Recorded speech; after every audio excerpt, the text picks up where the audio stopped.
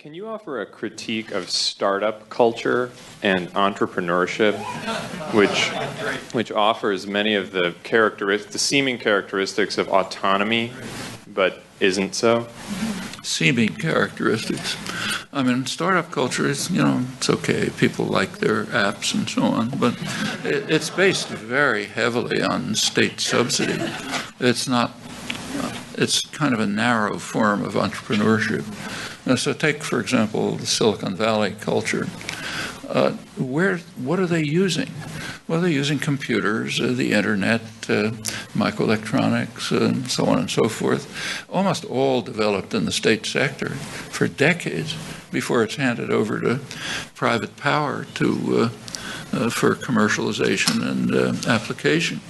So yeah, there's initiative there, and people are having fun and doing maybe interesting things, but relying very heavily on the background state subsidy, which takes many forms.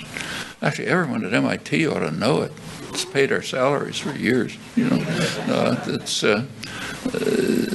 For decades, computers and the internet and the whole basis of the IT culture were being developed right here in similar places in RLE and so on. Finally, after decades, it was handed over to Bill Gates and Steve Jobs to market and commercialize and make profit and make little things that you carry around with you.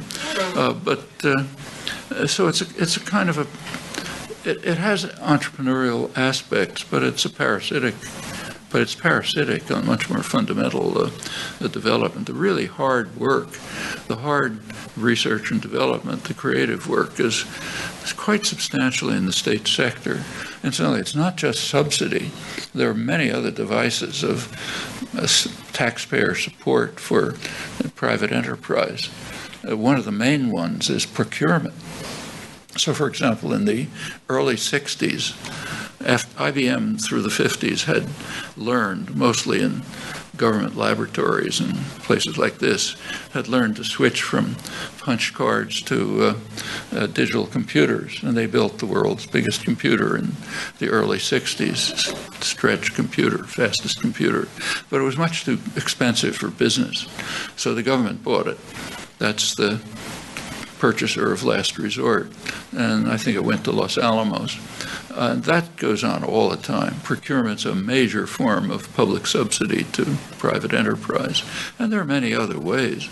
That's one of the reasons why private capital does not want markets. They want markets for other people, but not for themselves. For themselves, they want a nanny state, powerful nanny state that will support them.